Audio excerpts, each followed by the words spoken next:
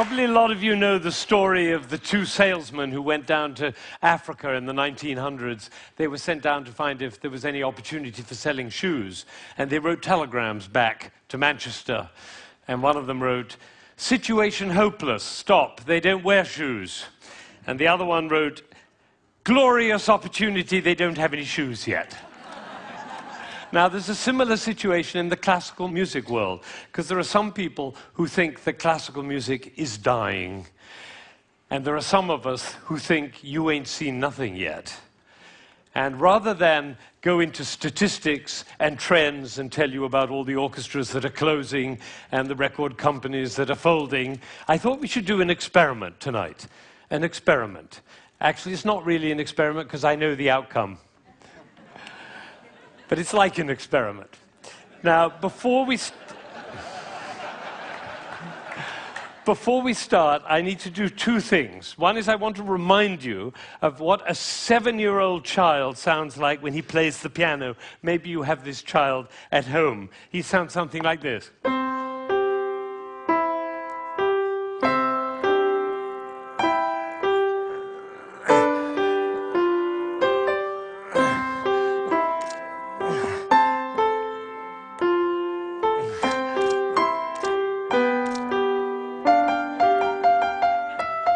I see some of you recognize this child. Now, if he practices for a year and takes lessons, he's now 8 and he sounds like this. And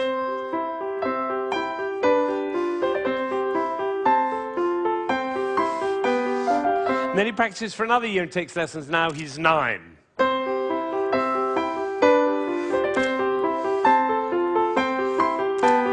And then he practices for another year and takes lessons, now he's 10.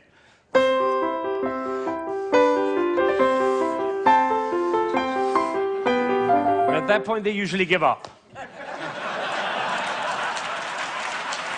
Now, if he'd waited for one more year, you would have heard this.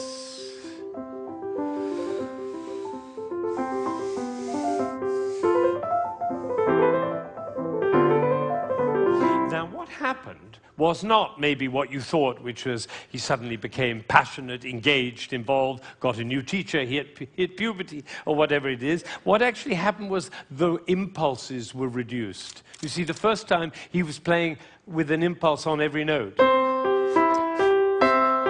And the second, with an impulse every other note. You can see it by looking at my head. The 9-year-old put an impulse on every 4 notes. And the 10-year-old on every 8 notes. And the 11-year-old 1 impulse on the whole phrase. I don't know how I got into this position. I didn't say I'm going to move my shoulder over, move my body. No, the music pushed me over, which is why I call it one buttock playing. Can be the other buttock. You know, a gentleman was once watching a presentation I was doing, and I was working with a young pianist. He was the president of a corporation in Ohio. And I was working with this young pianist, and I said, the trouble with you is you're a 2-buttock player. You should be a 1-buttock player. And I moved his body like that while he was playing. Suddenly the music took off. Took flight. There was a gasp in the audience when they heard the difference. And then I got a letter from this gentleman. He said, I was so moved, I went back and I transformed my entire company into a 1-buttock company. Now, the other thing I want to do is to tell you about you. There are 1,600 people, I believe. My estimation is that probably 45 of you are absolutely passionate about classical music. You adore classical music. Your FM is always on that classical dial. And you have CDs in your car, and you go to the symphony, and your children are playing instruments. You can't imagine your life without classical music. That's the first group. It's quite a small group. Then there's another group, bigger group. These are the people who don't mind classical music. You know, you come home from a long day and you take a glass of wine and you put your feet up, a little Vivaldi in the background doesn't do any harm. Right? That's the second group. Now comes the third group. These are the people who never listen to classical music. It's just simply not part of your life. You might hear it like secondhand smoke at the airport, but and maybe a little bit of a march from Aida when you come into the hall, but otherwise you never hear it. That's probably the largest group of all. And then there's a very small group. These are the people who think they're tone deaf. Amazing number of people think they're tone deaf. Actually, I hear a lot, my husband is tone deaf. Actually, you cannot be tone deaf. Nobody is tone deaf. If you were tone deaf, you couldn't change the gears on your car in a stick-shift car. You couldn't tell the difference between somebody from Texas and somebody from Rome. And the telephone. If your mother calls on their miserable telephone, she calls and says hello. You not only know who it is, you know what mood she's in. You have a fantastic ear. Everybody has a fantastic ear. So nobody is tone deaf. But I tell you what, it doesn't work for me to go on with this thing with such a wide gulf between those who understand, love, and passionate about classical music and those who have no relationship to it at all. The tone-deaf people, they're no longer here. But even between those three categories, it's too wide a gulf. So I'm not going to go on until every single person in this room, downstairs and in Aspen, and everybody else looking, will come to love and understand classical music. So that's what we're going to do. Now, you notice that there is not the slightest doubt in my mind that this is going to work, if you look at my face, right? It's one of the characteristics of a leader that he not doubt for one moment the capacity of the people he's leading to realize whatever he's dreaming. Imagine if Martin Luther King had said, "I have a dream." Of course, I'm not sure they'll be up to it. All right, so I'm going to take a piece of Chopin. This is a beautiful prelude by Chopin. Some of you will know it.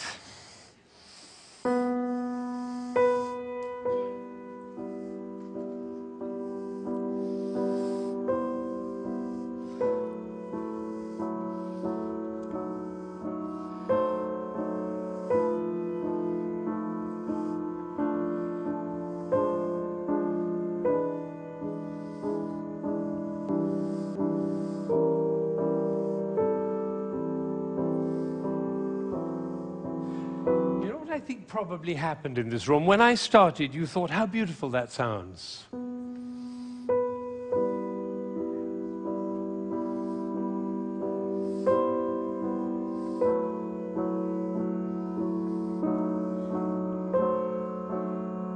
I don't think we should go to the same place for our summer holidays next year. It's funny, isn't it? It's funny how those thoughts kind of waft into your head when listening to classical music. And of course, if the piece is long and you've had a long day, you might actually drift off. And then your companion will dig you in the ribs and say, "Wake up, it's culture!" And then you feel even worse. But has it ever occurred to you that the reason you feel sleepy in classical music is not because of you, but because of us? Did anybody think while I was playing, why is he using so many impulses? If I'd done this with my head, you certainly would have thought it.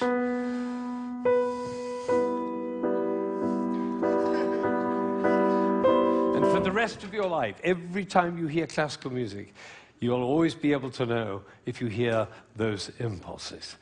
So let's see what's really going on here. We have a B. This is a B. The next note is a C. And the job of the C is to make the B sad. And it does, doesn't it?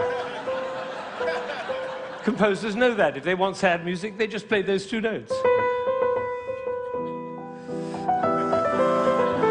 But basically, it's just a B with four sads. Now it goes down to A. And now to G. And then to F. So we have B, A, G, F. And if we have B, A, G, F, what do we expect next? Oh, that might have been a fluke. Let's try it again. Ooh, the TED choir. And you notice nobody is tone deaf. Is that right? Nobody's, every village in Bangladesh and every hamlet in China, everybody knows. Da, da, da, da, da. Everybody knows who's expecting that E. Now, Chopin didn't want to reach the E there because what will have happened? It'll be over, like Hamlet. Do you remember Hamlet, Act 1, Scene 3? He finds out that his uncle killed his father. You remember he keeps on going up to his uncle and almost killing him. And then he backs away, and then he goes up to him again and almost kills him. And the critics, all of whom sitting in the back row there, they have to have an opinion. So they say, Hamlet is a procrastinator. Or they say, Hamlet has an Oedipus complex. No, otherwise the play would be over, stupid. That's why Shakespeare puts all that stuff in Hamlet, you know, Ophelia going mad and the play within the play and Yorick's skull and the gravediggers. That's in order to delay until Act 5 he can kill him. It's the same with the Chopin. He's just about to reach the E and he says, oops, better go back up and do it again. So he does it again. Now he gets excited. That's excitement, you don't have to worry about it. Now he gets to F sharp and finally he goes down to E. But it's the wrong chord. Because the chord he's looking for is this one. Right? And instead he does. Now we call that a deceptive cadence. Because it deceives us. I always tell my students, if you have a deceptive cadence, be sure to raise your eyebrows, then everybody will know.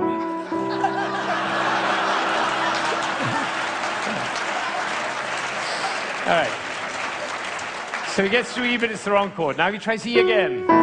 That chord doesn't work. Now he tries E again. That chord doesn't work. Now he tries E again. That doesn't work. And then finally, there was a gentleman in the front row who went, like that. It was the same gesture he makes when he comes home after a long day, turns off the key in his car and says, I'm home. Because we all know where home is. So this is a piece which goes from away to home. And I'm going to play it all the way through, and you're going to follow. B, C, B, C, B, C, B, D, down to A, down to G, down to F, almost goes to E, but otherwise the play would be over. Goes back up to B, gets very excited, goes to F sharp, goes to E, it's the wrong chord, it's the wrong chord, it's the wrong chord, and finally goes to E, and it's home. And what you're going to see is one buttock playing. Because for me to join the B to the E, I have to stop thinking about every single note along the way and start thinking about the long, long line from B to E. Right? You know, we were just in South Africa, and you can't go to South Africa without thinking of Mandela in jail for 27 years. What was he thinking about? Lunch? No, he was thinking about the vision for South Africa and for human beings. That's what this is about vision. This is about the long line, like the bird who flies over the field and doesn't care about the fences underneath, all right? So now you're going to follow the line all the way from B to E. And I have one last request before I play this piece all the way through. Would you think of somebody who you adore who's no longer there? A beloved grandmother, a lover, somebody in your life who you love with all your heart, but that person is no longer with you.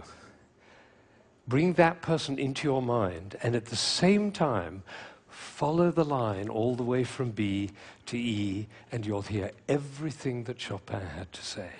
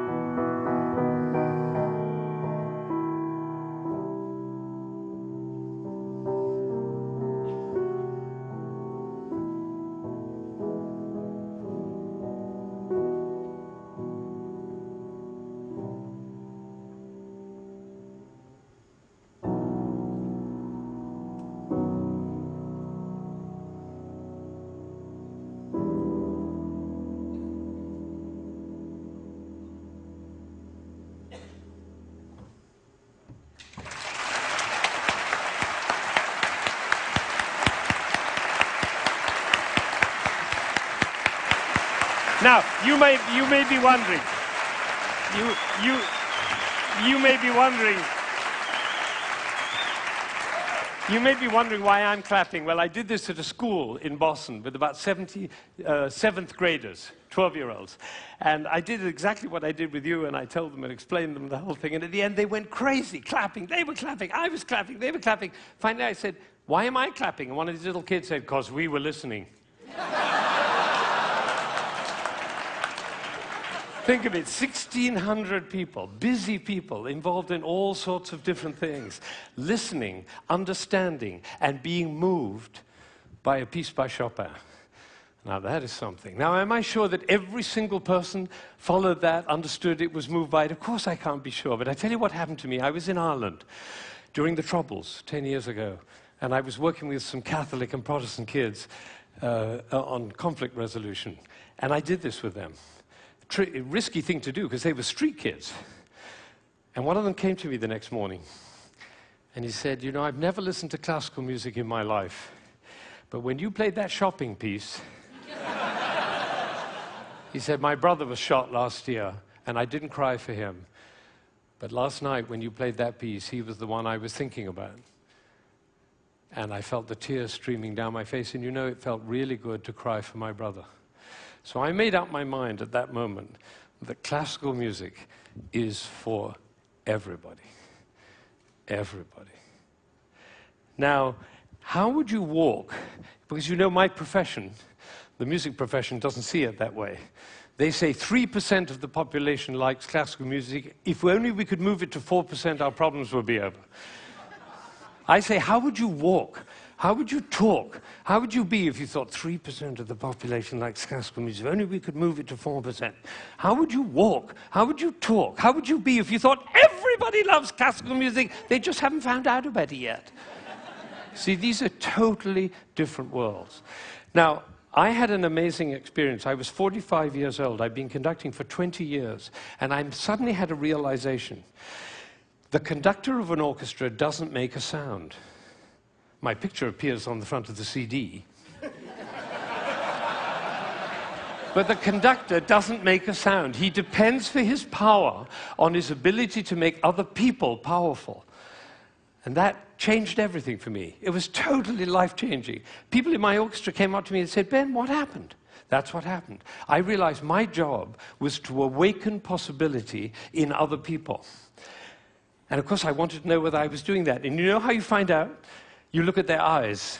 If their eyes are shining, you know you're doing it. You could light up a village with this guy's eyes. Right, so if the eyes are shining, you know you're doing it. If the eyes are not shining, you get to ask a question. And this is the question. Who am I being that my player's eyes are not shining? We can do that with our children too. Who am I being that my children's eyes are not shining? That's a totally different world. Now, we're all about to end this magical on the mountain week, and we're going back into the world. And I say it's appropriate for us to ask the question, who are we being as we go back out into the world? And you know, I have a definition of success. For me, it's very simple. It's not about wealth and fame and power. It's about how many shining eyes I have around me. So now I have one last thought, which is that it really makes a difference what we say, the words that come out of our mouth. I learned this from a woman who survived Auschwitz, one of the rare survivors. She went to Auschwitz when she was 15 years old, and her brother was 8, and the parents were lost. And she told me this. She said, we were in the train going to Auschwitz, and I looked down and I saw my brother's shoes were missing. And I said, why are you so stupid? Can't you keep your things together, for goodness sake? The way an elder sister might speak to a younger brother. Unfortunately, it was the last thing she ever said to him, because she never saw him again. He did not survive. And so when she came out of Auschwitz, she made a vow. She told me this. She said, I walked out of Auschwitz into life, and I made a vow. And the vow was, I will never say anything that couldn't stand as the last thing I ever say. Now, can we do that? No, and we'll make ourselves wrong and others wrong.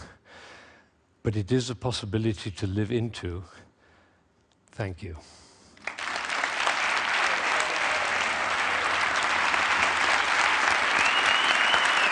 Shining eyes.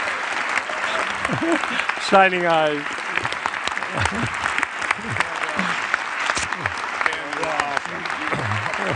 Thank you.